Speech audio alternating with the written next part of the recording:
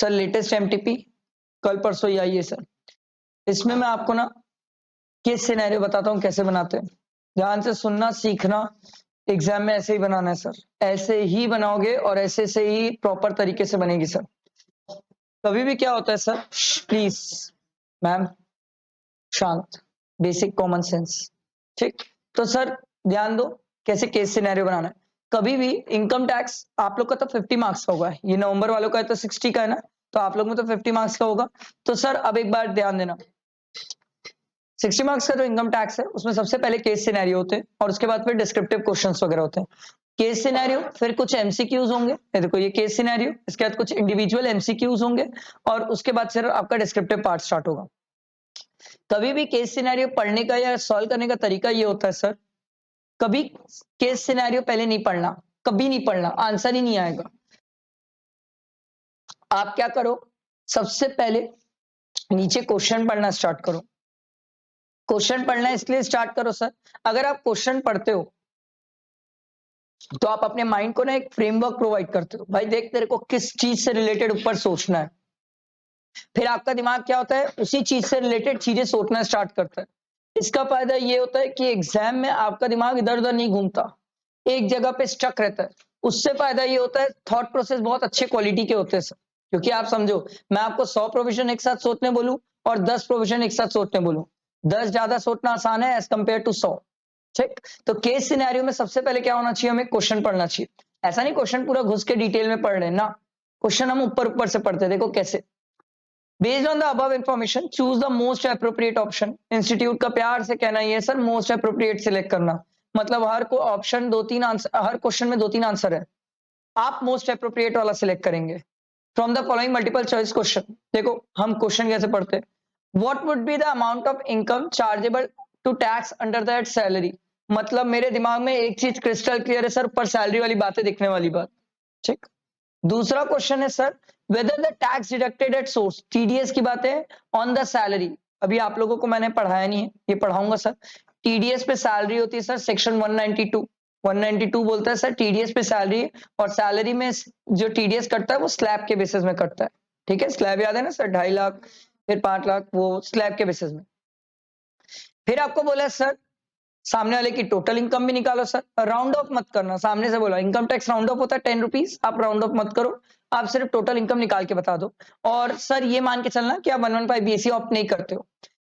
फिर है sir tax liability, ये आपको बहुत हेल्प करेगा क्योंकि अभी हम टोटल इनकम के ही क्वेश्चंस बना रहे हैं, तो ये कहीं ना कहीं बहुत हेल्प करता है। फिर आपको ये बोल रहे हैं सर टैक्स लायबिलिटी भी निकाल लीजिए, और ये मान के चलिए कि 115 बीएससी सामने वाला ऑप्ट नहीं कर रहा है। उसके बाद एक क्वेश्चन और होता है सर, जहां पर ये बोल रहे हैं कि चैप्टर 6 से की रिडक्शन निकाल लेना, तो वो अपन आगे देखेंगे सर, चैप्टर 6 से की रिडक्शन। और सर अब क्या करते हैं, अपन केस सिनेरियो पढ़ना स्टार्ट करते हैं। जब अपन केस सिनेरियो पढ़ना स्टार्ट करते हैं ना, तो अब अपन को एकदम क्रिस्टल क्लियर है। एक सेकंड रुको, दिमाग में सोचो क्या क्या चीजें थी। सैलरी, ठीक है, फिर अपन को क्या निकालना है, टीडीएस वाली बात सोचना है, फिर टोटल इनकम, फिर टैक्स लायबिलिटी और फिर डिडक्शन वाली बात, यही चीज थी। अब अपन क्वेश्चन पढ़ना स्टार्ट करते हैं। और माइंडसेट देखो, पहली बार इस तरीके से दिया है, इस तरीके से कभी नहीं देता है वो सैलरी को, कितने प्यार से अलग तरीके से सैलरी को दिया है। आज तक अपन कैसे देखते हैं, वो पैराग्राफ के फॉर्म में सैलरी वगैरह होता है, पॉइंट्स के फॉर्म में होता है। ये देखो ये तो ऐसा दे दिया है, डेबिट क्रेडिट जैसे सैलरी को दे दिया है। यहाँ पर डाल दिया है अर्निंग, मतलब मेरे पास पैसा आया है, और डिडक्शन मतलब सर ये मैंने कहीं पैसा दिया है। समझ रहे हो बात? देखो अब ध्यान देना कैसे। मिस्टर साहिल एज 45 ईयर्स, इसका रिलेवेंस है। क्यों सर, हमें टैक्स लायबिलिटी निकालना है, तो सर उसकी एज के बेसिस में ही तो स्लैब डिसाइड करेंगे sir. Working in the Sky private limited as a senior manager finance, his yearly pay slip, पूरे साल भर का बता रहे सर, ये मेरे पूरे साल भर की कहानी है। For the financial year 22-23 is as follows, ठीक है। चलो देखते हैं आराम से। कभी भी ऐसा तो पहले कभी नहीं दिया है, बट इस बार दिया है। अगर ऐसा फ्यूचर में दे दे, मई 24 में अगर दे दे, तो ध्यान रखना इस चीज का कि सर हमें क्या करना चाहिए, सर पहले अर्निंग वाले साइड पे चलना चाहिए, क्योंकि बेसिक चीजें तो पहले देखोगे ना सर, सीधा डिडक्शन देख के क्या कर लोगे, तो पहले अर्निंग साइड पे आते हैं। बेसिक पे दिया हुआ है, डीए दिया हुआ है। अब मैं जब डीए देखता हूं ना, तो मेरे दिमाग में सबसे पहले आता है साला ये फॉर्मिंग है कि नहीं, पहले ढूंढूंगा नीचे। एचआरए दिया है, वाओ, मींस एचआरए की कंप्यूटेशन वाली बात है, ठीक है। ट्रांसपोर्ट अलाउंस, ये तो आंख बंद करके टैक्सेबल होता है, अदरवाइज अगर डिफेंड में छोड़ दो, कुछ केसेस में छोड़ देते हैं हम। पर्सनल अलाउंस ये सब टैक्सेबल है सर, ऐसे कुछ भी अलाउंस हम छोड़ते नहीं है। चिल्ड्रन एजुकेशन अलाउंस सर हम पढ़ के आए सर, 2 बच्चा 100 रुपए और सर इंटू 12 कर लेंगे पूरे साल भर का, वो हमें मिल जाता है। तो ये तो बहुत ज्यादा दिया है, 12,000 है सर, ये टैक्सेबल होने वाला है सर। मेडिकल अलायंस आंख बंद करके टैक्सेबल है, बोनस के साथ हम कोई छोड़ते ही नहीं सर इसको। Employees contribution to recognise provident fund, sir इसकी एटीसी में डिडक्शन मिलती है, अब तो हम एटीसी पढ़ के आए हैं सर, ठीक है। प्रोफेशनल टैक्स सर ये माइनस होता है, नीचे डिडक्शन में माइनस होता है सर। इनकम टैक्स यही तो वो है जो बोल रहा था कि उसने टीडीएस डिडक्ट किया, याद है सेकंड वाला ऑप्शन जो था क्वेश्चन का, सेकंड क्वेश्चन जो था एमसीक्यू का, कि उसने टीडीएस डिडक्ट किया सर। उसके बाद दिया हुआ है नेट पे, नेट पे मतलब फाइनली कितना पे किया गया है सामने वाले पर्सन को। आई बात समझ, आगे बढ़ते sir. His employer also contribute an equal amount of contribution towards recognized provident fund। भैया एम्प्लॉयर भी इतने कंट्रीब्यूट करता है रिकॉग्नाइज प्रोविडेंट फंड में। अब बात ये है सर, ये देखो एम्प्लॉयर एम्प्लॉय दोनों का कंट्रीब्यूशन इक्वल है। अब सर एम्प्लॉयर में मेरे को क्या करना पड़ेगा, 12% वाली लिमिट चेक करना पड़ेगा। अभी लिखा नहीं हूं, जब लिखेंगे तो अपन देखेंगे सर। तो अपन को 12% वाली लिमिट चेक करना पड़ेगा, 12% ऑफ बेसिक प्लस अगर डीए फॉर्मिंग पार्ट वाला रहा तो वो भी लेंगे सर। आगे देखो, DA forming part of the retirement benefit, very nice, मतलब बेसिक और डीए दोनों लेना है सर मेरे को रिकॉग्नाइज प्रोविडेंट फंड के कंप्यूटेशन के लिए, ठीक है। He has intimated to his company that he would opt for 115 BSc। एक नंबर, इसने कंपनी को बोला सुनो भैया हम 115 बीएससी लेके चलेंगे। तो मैं बोला सुनो अगर आप 115 बीएससी लोगे तो सरकार आपकी लंका लगा देगी। लंका कैसे लगाएगी, आपको डिडक्शन देने वाली नहीं है, सेक्शन 16 की पूरी डिडक्शन गई, लीव ट्रेवल कंसेशन गया, याद आ रहा है सर। कोई भी अलाउंसेस नहीं देने वाली है, वो कुछ थोड़े बहुत दे देती है, ट्रैवलिंग कन्वीनियंस कुछ को छोड़ के, बाकी कोई अलाउंस देने वाली नहीं है सर। वो बोला ठीक है कोई दिक्कत नहीं है। He has not submitted any investment proof to the company। ये बोलता मैं इन्वेस्टमेंट प्रूफ भी नहीं दूंगा। मैं बोला क्यों, वो बोला सर एटीसी से एटीयू भी तो नहीं देते 115 बीएससी वाले को, तो मैं दे के क्या करूं प्रूफ, मैं प्रूफ दे के क्या करूं, आप मुझे डिडक्शन तो वैसे भी नहीं देते हो, तो जब देते ही नहीं है तो मैं प्रूफ भी नहीं देता, ठीक है बात भी खत्म, सही भी है। He has paid 55,212 towards medical premium for his parents, parents के लिए पे करता है, तो इसकी डिडक्शन कहां मिलती है सर, 80D और 50,000 मैक्सिमम लिमिट है सर। आई बात समझ। उसके बाद अगला पॉइंट देखो, he has purchased a house of 38 lakh during the year 2020 and taken a loan of 28 lakh from HDFC to purchase this house। very nice। Stamp duty value of the house 35 lakh है। अब जैसे मैं ये देखा ना मेरे दिमाग में कुछ कुछ बातें आने लग गई, डिडक्शन की बातें आई, क्योंकि डिडक्शन में ना 80 डबल ई पढ़ते हैं, 80 ई पढ़ते हैं, और 80 ई का इंप्लीकेशन इसमें क्यों होने वाला है मैं आपको बता रहा हूं। 80 ई के लिए अपन ध्यान देना सर, ठीक है, अगर इंटरेस्ट मिला तो अभी देखेंगे आगे पढ़ेंगे। तो 80 ई का इंप्लीकेशन इसलिए हो सकता है सर क्योंकि उसमें बात थी 1/4/2019 के बाद और 31 मार्च 2022 सर, इससे पहले अगर आपने लोन सैंक्शन करवा लिया तो आपको इंटरेस्ट की बेनिफिट मिलता है 1,50,000 तक। तो सर यहां पर कितना है, स्टैम्प ड्यूटी वैल्यू 35 लाख है, वहां पर लिखा था स्टैम्प ड्यूटी वैल्यू 45 लाख से एक्सीड नहीं करना चाहिए, तो 35 की है। भाई ईएमआई पे करता है 22,835, इससे हमें कोई मतलब नहीं होता ईएमआई कितनी पे कर रहा है सर। उसको घर मिल गया 1/4/2022 को, ठीक है। हमारा तो प्रीवियस ईयर अभी के लिए 22-23 है ना, ठीक, नवंबर वालों के लिए। He himself is occupying this house, total principal and interest paid for the full year. Oh my God, देखो प्रिंसिपल और इंटरेस्ट दोनों दे दिया। अब प्रिंसिपल जाता है एटीसी में, ये पढ़े हम, इंटरेस्ट जाता है सर, अब इंटरेस्ट के साथ लोचा है, इंटरेस्ट 2,18,983 है सर। इस केस में 2 लाख आप कहां के क्लेम कर लोगे, आईएचपी में, और बचा हुआ बैलेंस कहां क्लेम करोगे, 80 में। समझ आया, सॉरी समझ आया। और एक बात खास लिखी हुई है ना सर, अरे यार सॉरी, लिखा हुआ है ना यहाँ पर, ही himself is occupying his house, तो सेल्फ ऑक्यूपाइड है। तो सेल्फ ऑक्यूपाइड के केस में आईएचपी में आप मैक्सिमम इंटरेस्ट कितना क्लेम करते हो, 2 लाख, तो प्रैक्टिकली आपका आईएचपी से लॉस भी कितना आ जाएगा, 2 लाख। समझ आई बात। बचा हुआ इंटरेस्ट हम कहां क्लेम करेंगे, 80 में क्लेम करेंगे, याद है ना सर। 80 डबल ई तो हो ही नहीं सकता सर, वो तो 2016-17 के लिए होता था, ये तो 20 की कहानी है ना सर, ठीक है। आगे, he has 3 children studying in a Sandalwood International School। The following are the component of the school fees paid for the academic session 20 to 23। Tuition fees दी हुई है, 3 बच्चे हैं सर, सर ट्यूशन फीस तो 2 ही बच्चों के अलाउड है और वो भी एटीसी में अलाउड है। सर हम तो 2 ज्यादा वाले लेंगे बच्चे, ठीक है, ये कम वाले को छोड़ देंगे सर। तो ये दोनों मिला के हो जाएगा 77। क्लियर हुआ? अच्छा, बट ये देखो जानबूझ के कंफ्यूज करने के लिए, सर ये सब हमें चाहिए ही नहीं, हम तो पढ़ के आए वहां पर, सिर्फ ट्यूशन फीस अलाउड है, उसके अलावा ये जो भी एडमिशन एक्टिविटी है जो भी फीस है ये सब नहीं होता है, सिर्फ और सिर्फ कौन सी मिलती है? Tuition fees. उसके बाद देखो, he has invested 5000 in HDFC ULIP. Sir क्या ये हम एटीसी में पढ़ के आए? यस, यूलिप प्लान अपन एटीसी में पढ़े। Taken a LIC policy for his wife, क्या वाइफ कवर्ड है? हाँ सर, मैं, मेरी वाइफ, मेरा बच्चा, तीनों एटीसी में कवर्ड हो जाते हैं। He has invested 12,500 and 25,000 towards NPS Tier 1 and Tier 2. Tier 2 मिलता है ATC में बट गवर्नमेंट एम्प्लॉय को, ये प्राइवेट वाला है तो Tier 2 हटा दो। Tier 1 आपको मिलेगा सर ATCCD में 1B में, अभी लिखा है ना आज, ATCCD 1B में मिलेगा सर, ठीक है। इसके लिए क्या 1.5 लाख की लिमिट अप्लाई होती है? नहीं सर, ATCCD 1B के लिए जो एडिशनल 50,000 मिलता है उसमें 1.5 लाख की लिमिट अप्लाई नहीं होती है, तो ये 12,500 वहां पर क्लेम करेंगे।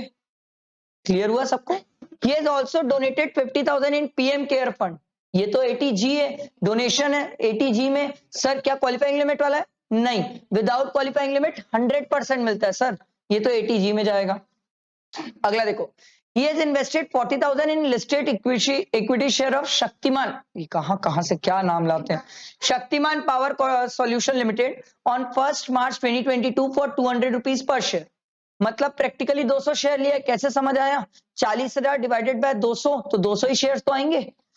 एंड सेल 100 शेयर, भैया 200 शेयर खरीदा है, बेचा तो सिर्फ 100 ही है, और सर कितने में बेचा?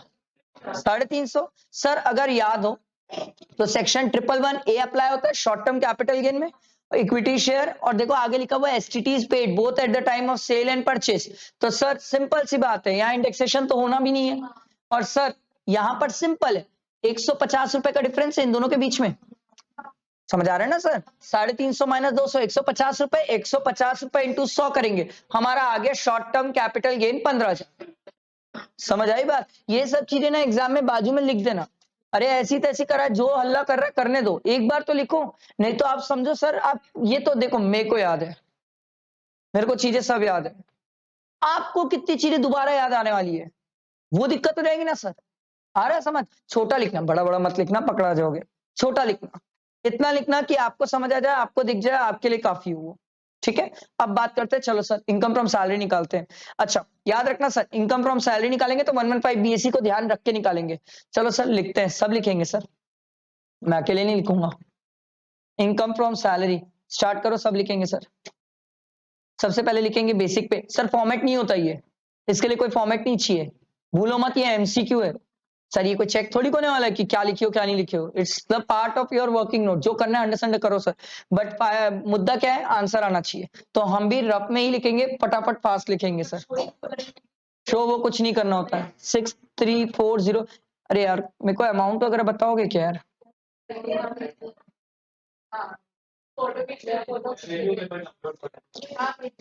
6340, यार रुको मैं इसको थोड़ा छोटा करता हूँ,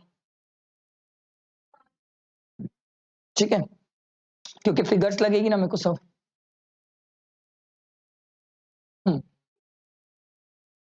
अगला है डीए 126,814।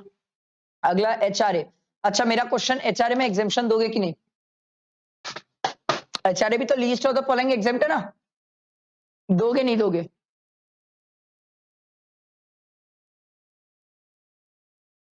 यहाँ लीस्ट ऑफ द फॉलोइंग वाला किस्सा खेलोगे कि नहीं खेलोगे? क्यों?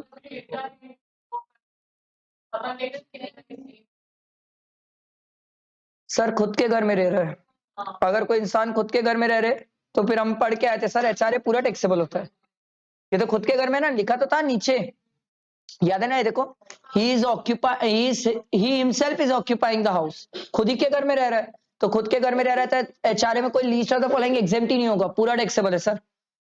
317,040, उसके बाद सर ट्रांसपोर्ट अलाउंस, ये आंख बंद करके टैक्सेबल है सर 19,200, थोड़ा फास्ट लिखना है ना, पर्सनल अलाउंस 509088 कैलसी रखना सर, क्योंकि अगला है चिल्ड्रन एजुकेशन अलाउंस। सर बच्चे में 100 रुपए पर बच्चा इंटू 2 बच्चा इंटू 12। पहले मेरा क्वेश्चन माइनस होगा कि नहीं, एग्जामिशन मिलेगी कि नहीं? नहीं मिलेगी ना सर, 115 बीएससी कर रहे हैं, चिल्ड्रन एजुकेशन अलाउंस की डिडक्शन मिलेगी नहीं, एग्जामिशन मिलेगी नहीं सर। तो ये पूरा का पूरा 12,000 क्या हो जाएगा, टैक्सेबल। अगला मेडिकल अलाउंस, सर कितना दिया हुआ है 15,000, ये तो वैसे भी टैक्सेबल होता है सर। बोनस ठीक है कितना है 20,000, ये भी टैक्सेबल होता है सर। ठीक, इसके बाद और कुछ सर बचा है ना sir, provident fund, recognise provident fund, लड़ाई तो पूरी इसी की थी सर, रिकॉग्नाइज प्रोविडेंट फंड। अब जो एम्प्लॉयर कंट्रीब्यूट किया है अमाउंट कितनी थी, 1,14,132, 1,14,132, ये कंट्रीब्यूट दोनों की है, पर हमें तो 12% चेक करना है। हम क्या करेंगे sir, 12% of basic plus DA. Please basic और डीए ये दोनों दिया हुआ है, दोनों को ऐड करो, दोनों का 12% करके आप मेरे को अमाउंट बताओ कितनी आ रही है।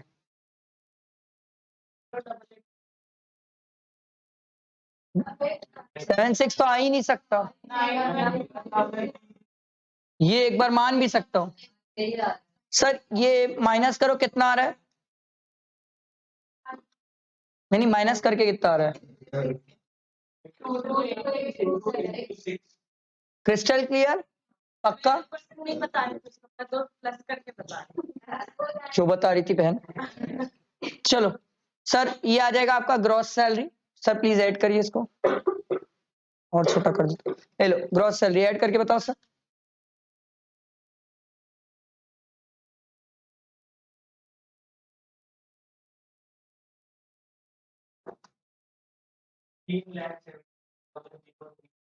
$16,76,036।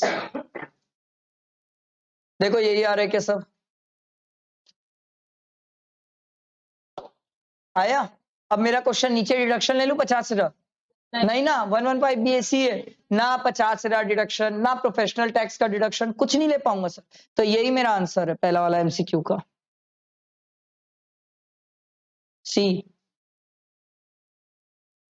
आया समझ? अब आप मेरे को बताओ कौन सा रॉकेट साइंस आता है सर, क्या ऐसा इतना रॉकेट साइंस पॉइंट था इस क्वेश्चन में, या अभी तक ऐसा क्या लगा जो बनाने लायक ही नहीं, सोचने लायक ही नहीं था सर?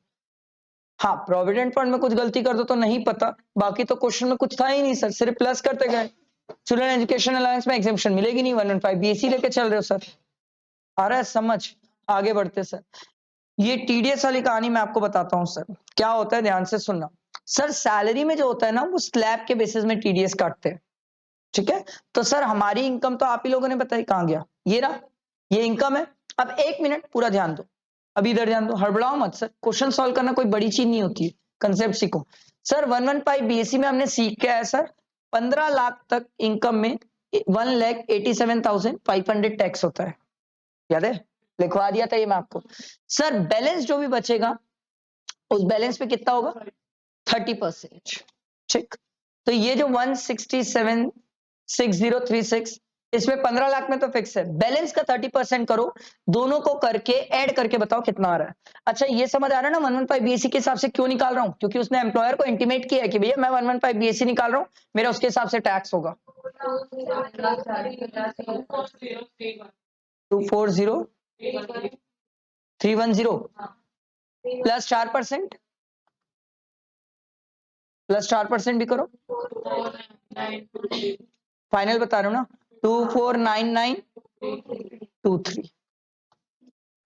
अब बात ध्यान से सुनना, टीडीएस उसको इतना काटना चाहिए, सैलरी में तो मेरा इतना ही टीडीएस, इतना ही तो टैक्स बना है ना, तो इतने का ही तो टीडीएस काटेगा। अब उसने कितने का काटा है, आओ अमाउंट का है, ये देखो सर, आओ सर ऑप्शन नीचे देखते हैं, whether the tax deducted at source by Sky Private Limited on the salary paid to Mr. Sahil based on the intimation submitted by him is correct? No, sir correct ही नहीं है, क्योंकि आपने correct value निकाली है। अभी अभी आप लोग टीडीएस पढ़ाया नहीं हूं तो उस पॉइंट को छोड़ो, बाकी समझ तो आएगा कि कैलकुलेशन कैसे हुई है, आई बात समझ? अगला देखो, उसके बाद क्या बोल रहे हैं, what would be the, please ये बड़ा प्यारा है, what would be the total income. अब टोटल इनकम मतलब सब कुछ आने वाला है सर, हम इसी के क्वेश्चंस कर रहे हैं। Total income without rounding off, आपको राउंडिंग ऑफ मना कर रहा है सर, कुछ मत करो आप। Of mister Sahil for the assessment year 23-24 assuming that it does not offer 115 BSc. तो आराम से अब देखो मैं कैसे करता हूं, प्लीज ध्यान देना, ठीक है। इसकी अब आप मेरे को थोड़ा सा हेल्प करो और मुझे बताओ पहले सैलरी की इनकम कितनी। अबे 16736 यही है सैलरी की इनकम सर। जब मैं 115 बीएससी ले रहा था तो इसमें कुछ भी नहीं किया था, याद है वो चिल्ड्रन एजुकेशन वाला भी 2400 छोड़ दिया था मैं। पहले माइनस करता हूं क्योंकि अब मैं नॉर्मल प्रोविजन से चल रहा हूं, तो नॉर्मल प्रोविजन में 2400 तो मिलेगा ना एग्जेम्पशन। चिल्ड्रन एजुकेशन अलाउंस 2400 रुपए, ये समझ आया 2400 कहां से आया, 100 इंटू 2 इंटू 12, ठीक है। अगला माइनस, सर स्टैंडर्ड डिडक्शन भी तो है सर 50,000 की, जो 115 बीएससी के कारण नहीं मिलती। सर प्रोफेशनल टैक्स आप जो पे किए हो वो भी तो है ना सर, 2400 माइनस, सर करो ये कितना आ रहा है। अबे रुको, क्या 16 यही आ रहा है। अभी सुनो, ये सैलरी की फाइनल हुई है, इनकम फ्रॉम सैलरी है, बाकी हेड भी तो जिंदा है ना सर, ठीक है। अब आप बोलोगे सर बाकी हेड कहाँ है, अगर याद करो तो लास्ट वाला जो पॉइंट था क्या वो कैपिटल गेन वाला पॉइंट था, तो कैपिटल गेन की भी तो मेरी इनकम जिंदा है ना सर, तो 15,000 तो ये भी है। कैपिटल गेन का कितना, 15,000। और कोई इनकम बची है तो बताओ। Very good, brilliant sir. IHP भूल कैसे सकते हैं सर, आईएचपी का 2 लाख का लॉस आया था, कैसे आया था याद है ना सर, इंटरेस्ट क्लेम किए थे, सेल्फ ऑक्यूपाइड 2 लाख का लॉस। अच्छा आईएचपी का लॉस क्या सैलरी से एडजस्ट हो सकता है, अभी ध्यान मार खाएगी बहन, ठीक है। ये हुआ एडजस्ट, और कुछ देखो देखो नजर घुमाओ, देख लो और कुछ, सॉरी वो तो डिडक्शन है। अभी अभी तो मैं आपसे ग्रॉस टोटल इनकम निकला रहा हूं सर ग्रॉस टोटल इनकम निकाल रहे हैं, ग्रॉस टोटल इनकम में कुछ बच गया तो आप और बताइए। वो मेरा ना ग्रुप में पीडीएफ देखो, आपको कोई पॉइंट और लग रहा है बताओ मेरे को, अपन डालेंगे।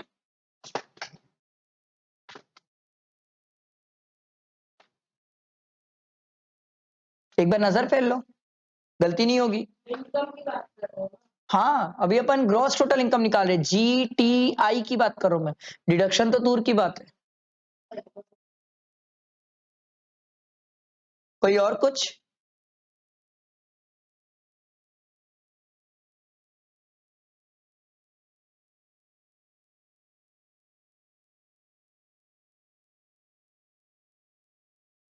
और कुछ नहीं है तो फिर मेरे को बताओ सर, फिर तो आप लोग मेरे को बताओ।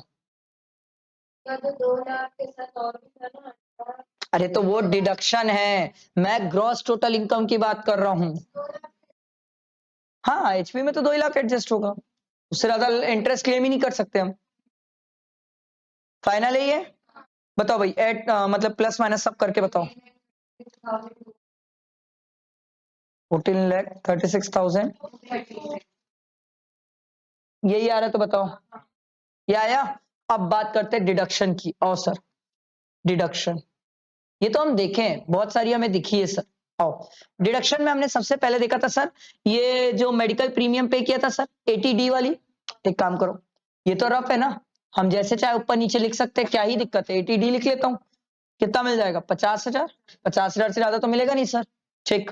आओ अगला देखो, अगला क्या घर का प्रिंसिपल अमाउंट और इंटरेस्ट 18,983 वाला जो 80 में क्लेम करेंगे, ये भी तो 2 डिडक्शन इन है। तो आओ सर एक काम करते हैं, एटीसी लिखते हैं। अच्छा एटीसी में बहुत सारी है ना, तो एटीसी के लिए थोड़ा जगह छोड़ देना ना, एटीसी में बहुत सारी है, क्योंकि एक है प्रिंसिपल, प्रिंसिपल के अमाउंट बताओ ना प्लीज। 55,037, ठीक है। इसके लिए थोड़ा जगह छोड़ना क्योंकि एटीसी में अपन को ट्यूशन फीस भी लेना है, और वो यूलिप वाला भी लेना है, वो वाइफ का LIC करा है वो भी लेना है, तो थोड़ा सा जगह छोड़ देना सर, ठीक है। उसमें आ जाता हूं सर, 80EEA में कितना इंटरेस्ट पे किया है? 18983 ये इंटरेस्ट आ गया। इसके बाद सर हमने ये वाले पॉइंट का ट्रीटमेंट कर दिया। उसके बाद ये ट्यूशन फीस 77 लिखते हैं सर, ATC में ही तो जाती है सर, ट्यूशन फीस 77,000, ठीक है। उसके बाद सर यूलिप प्लान में डाला सर 5,000 और LIC में 10,000, यूलिप 5,000, LIC 10,000, और क्या दिया हुआ है सर? PM केयर फंड अगला सेक्शन है सर। पहले ये आएगा 12,500, ये हम किस में लिए थे सर? 80CCD1B, याद है ना सर? तो ये 12,500, इसको मैं यहां लिख लेता हूं 80CCD1B, अरे 1B सर, इस पे लिमिट एप्लीकेबल नहीं होती, तो इसको डायरेक्टली 12,500 को आउटर कॉलम में लिखता हूं, ठीक है। अच्छा, उसके अलावा और कोई बताओ, जल्दी बताओ। एक और है 80G, कितना? 50,000 पूरा मिल जाएगा, PM केयर फंड का विदाउट क्वालिफाइंग लिमिट है, 100% है। एक और है, चलो एक और ढूंढ दिए तो मान जाऊंगा, ढूंढ लो, चलो एक और है, एक और है, ढूंढो तो माने।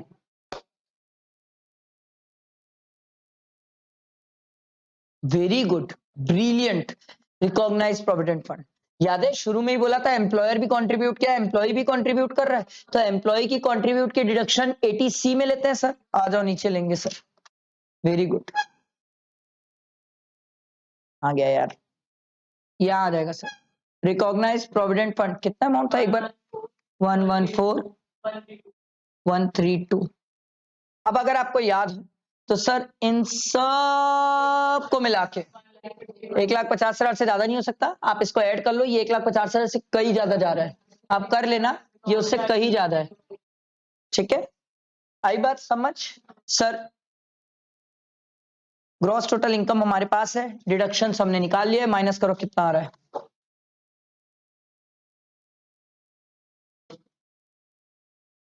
वो ग्रॉस टोटल इनकम छुप जाएगी, इसलिए नहीं कर रहा था।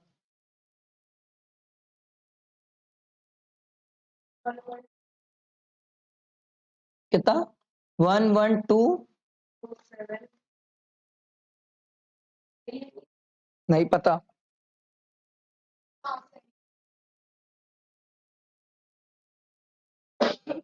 तो छोड़ तो नहीं रहे हो ना?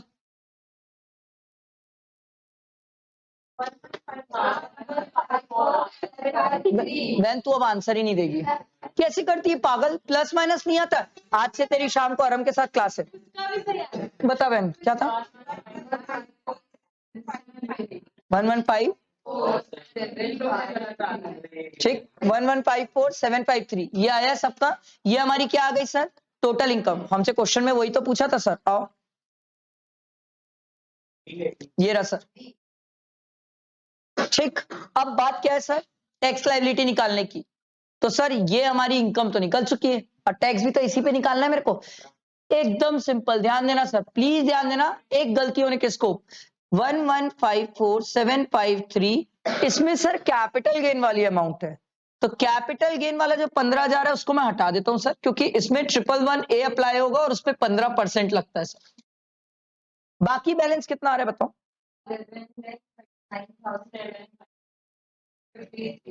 अब ये आया, इसमें भी सर 10 लाख में तो फिक्स है 112500, और जो बैलेंस बचेगा उसमें 30%।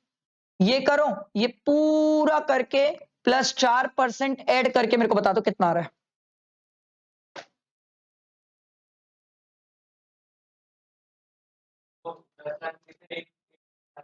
500, 500, एक मिनट रुक,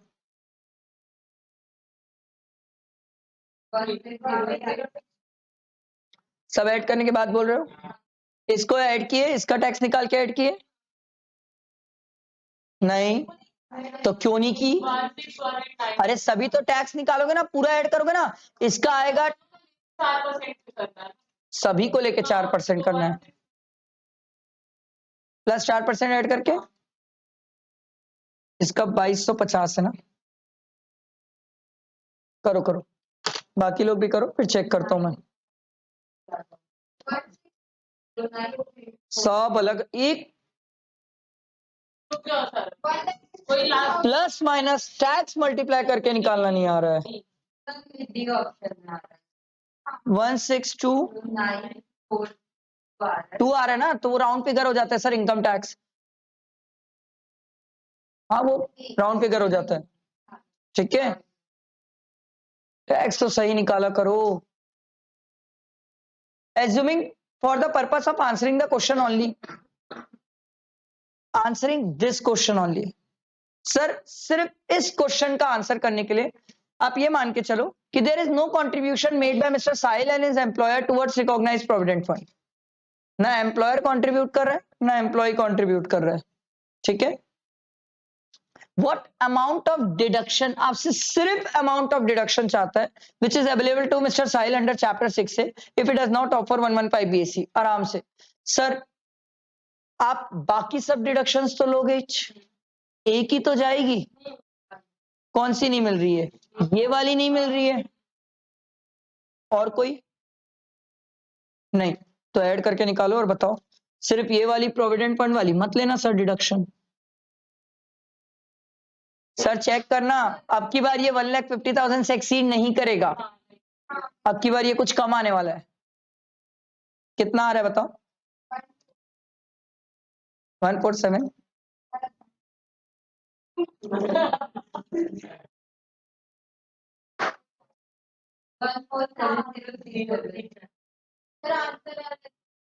ठीक है, ये आ गया, ये और बाकी ऐड करके पूरा फाइनल।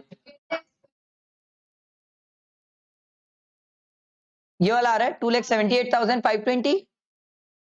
बाकी डिडक्शन ऐड करो ना सर, बाकी तो ऐड होगी ना, ये वाले के साथ बाकी ऐड कर दो।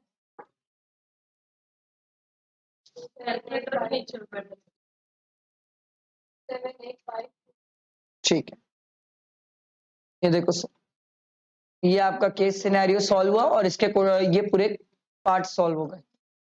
कहाँ टफ लगा sir case scenario? Just you need to have a presence of mind, just एकदम कॉन्सेंट्रेट, लापरवाही नहीं कर सकते, एक भी पॉइंट स्किप होने पे डाउट होता है। इसके बाद सर इसके और कुछ एमसीक्यूज है, 3 एमसीक्यू और है, उसको सॉल्व करते हैं ताकि ये पूरा कंप्लीट होगा, आपको समझ आएगा कि ये बड़े एमसीक्यूज कैसे आते हैं। देखो sir, during the assessment year 22-23 mister A has loss of 8 lakh under the head IHP, which would not be set up against any other head of income as per the provision of section 71. ठीक है, the due date of filing of return of income under section 139 subsection 1 in case of Mr. A has already expired. ए भगवान, वैसे हम पढ़ के आए sir, IHP और unabsorbed depreciation के केस में अगर रिटर्न नहीं भी फाइल की हुई हो तो भी हम लॉस क्लेम कर सकते हैं, हम सेट ऑन सेट ऑफ वाले चैप्टर में पढ़े। And Mr. A forgot to file his return of income within the said due date. However, Mr. A filed his belated return of income for the assessment year 22-23. Now, while filing return of income for the assessment year 23-24, Mr. A wishes to set off the said loss against the income from house property for the previous year 22-23. Sir, part सिर्फ part में sir ये पूछ रहा है कि sir क्या ये जो 8 लाख का लॉस है, क्या ये लॉस करंट ईयर की इनकम से एडजस्ट कर सकता है? यस सर, हम तो पढ़ के आए हैं कि सर रिटर्न नहीं भी फाइल किए तो भी आप IHP का लॉस क्लेम कर सकते हो, और सर लॉस क्लेम तो कर लोगे, करंट ईयर में जितनी इनकम है उससे लॉस क्लेम कर लोगे, फिर बचा हुआ जो बैलेंस बचता है फिर वो हम चेक करते हैं सर। तो देखो पहला वाला तो ऑप्शन ही गलत होता है, नो तो होगा ही नहीं बात। इसके बाद ये बोल रहा है सर 2 लाख तक का लॉस क्लेम कर पाओगे? नहीं सर, करंट ईयर में तो आप जितना भी लॉस एडजस्ट करना चाहो लॉस एडजस्ट कर सकते हो, वो 2 लाख की लिमिट तो किसके लिए होती है? सेल्फ ऑक्यूपाइड वाले केसेस में आती है, ठीक है। तो सर यहां पर देखो ये ऑप्शन क्या हो जाएगा? Yes, mister A can set off a loss of 8 lakh during assessment year 23-24 from his income from house property if any and the balance to be has to be carry forward. अगर कुछ बचेगा तो उसको हम carry forward कर देंगे। अगला question देखो,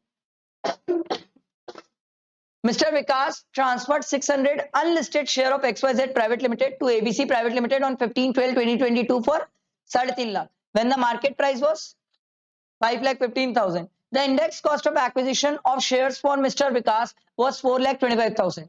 एक मिनट आराम से सर, इसने शेयर ट्रांसफर किया है। सर अगर आपको आईयूएस याद हो तो आईयूएस के केस में सेक्शन 56 पढ़ते थे, वहां पर हम ये बोलते थे सर कोई भी पर्सन अगर किसी को मूवेबल प्रॉपर्टी ट्रांसफर कर रहा है और फेयर मार्केट वैल्यू और जिस कंसिडरेशन में आपने ट्रांसफर किया है दोनों में अगर 50,000 से ज्यादा का डिफरेंस होता है तो सर आईयूएस में टैक्सेबिलिटी आती है।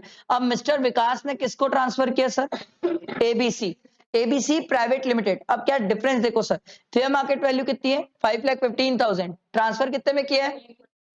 कितना डिफरेंस आया? 165। क्या ये 165 एबीसी प्राइवेट लिमिटेड के हाथ में टैक्सेबल है? Yes sir. आपको मैं स्मार्टनेस समझा रहा हूं, ये दो ऑप्शन तो पिक्चर से ही बाहर हो गए, बचे तो यही दो। अब बात क्या होती है देखो सर, मिस्टर विकास ने भी तो ट्रांसफर किया है, तो बात ये है सर मिस्टर विकास जो ट्रांसफर कर रहे हैं क्या उसके हाथ में भी कैपिटल गेन की बात आएगी? यस आएगी। अब आप एक बात समझो, जब आप सर आईयूएस में टैक्सेबिलिटी के लिए फेयर मार्केट वैल्यू 5,15,000 ले लोगे तो सर क्या मेरे लिए भी सेल कंसिडरेशन 5,15,000 हो जाएगा? Yes sir. तो 5,15,000 मेरे लिए क्या हो गया? Sale consideration. कॉस्ट कितनी थी इंडेक्स? 4,25,000 माइनस करो कितना आएगा? 90,000। आया समझ? अगला वाला क्वेश्चन देखो। Mr. Sameer, an Indian citizen, left India permanently with his wife and 2 children for extending his retail trade of business of toys in Canada in the year 2016. From Canada, he is managing his retail business of toy in India. Oh ho! Canada से India में business manage कर रहा है. For the purpose of his Indian business, he visits India every year from 1st September to 31st January. कितने दिन हुए sir? 1st September to 31st January. 1st September और 31st January दोनों को इंडिया में काउंट करना। सर कितने दिन हुए? 153। Very good sir. विजिट के केस में अगर आपको याद हो तो हम तीन बातें पढ़ते सर। पहला, या तो सर 182 हो जाए, दूसरा या तो 120 हो जाए, बट उस केस में हम इनकम भी देखते हैं सर, 15 लाख से एक्सीड करनी चाहिए। तीसरा होता था वो डीम्ड रेसिडेंट, वो तो लास्ट का ब्रह्मास्त्र, उसको छोड़ो। ठीक है, तो सर यहां पर 183 वाली बाहर से तो बाहर हो आप। अब 120 वाली जो कंडीशन है उसके लिए हम लड़ेंगे सर। ही विजिट्स, ठीक है, his business income is 23,50,000 and 18 lakh from retail trade off business in Canada and in India. Sir India वाली इनकम कितनी है? 15 लाख से एक्सीड कर गई, तो क्या ये Sameer resident plus not ordinary resident हो गया? Crystal clear? ठीक है। He has no other income during the previous year 2022-23. Determine his residential status and taxable income taxable in his hands for the assessment year 23-24. Sir residential status तो ये आप बता दिए। अब आपसे पूछ रहे सर इसकी इनकम कौन सी टैक्सेबल होगी? तो देखो ये 18 तो टैक्सेबल है। मेरा क्वेश्चन ये है 23.50 टैक्सेबल है कि नहीं इंडिया में? नहीं है ना सर, क्योंकि वो कनाडा से मैनेज हो रहा है।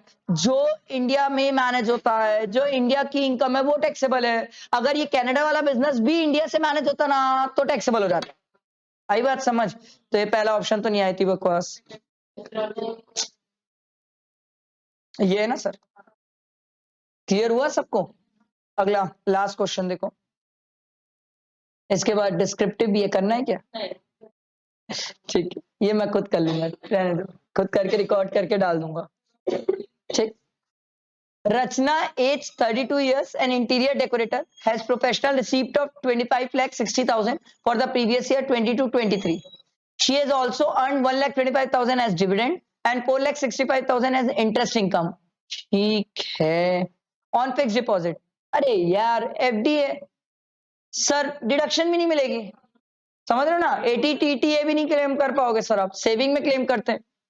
She incurred an expense of 13 lakh for her profession. अच्छा, and 30,000 as interest on loan for making investment in shares on which she received dividend. Sir हम IUS में पढ़ के आए, डिविडेंड में मैक्सिमम 20% एक्सपेंस मिलता है सर। तो 1,25,000 का 20% करोगे तो 25,000 आएगा सर। ये 30 तो नहीं मिलेगा आपको, 25 मिल जाएगा sir. What would be her total income for the assessment year 23-24, assuming that she wishes to maximize maximum tax saving without getting her books of accounts audited? प्यार से बोला, ऑडिट नहीं करवाना चाहती, ऑडिट नहीं करवाना चाहती मतलब 44 ADA के हिसाब से चल लो, और 44 ADA ये बोलता है भैया जितना भी ग्रॉस रिसिप्ट है इसका सीधा सीधा 50% क्या हो जाएगी, इनकम। कितना आ रहा है?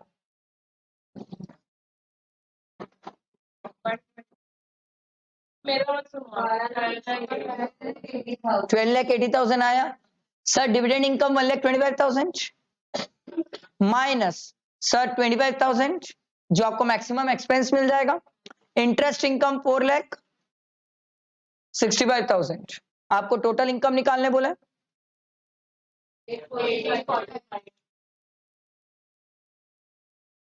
सर कोई डिडक्शन मिलेगी? नहीं सर। टीटीए तो मिल नहीं सकता क्योंकि एफडी है, एफडी है ना, तो टीटीए तो मिलेगा नहीं, और कोई डिडक्शन बची नहीं सर। यही आपकी क्या आ जाएगी?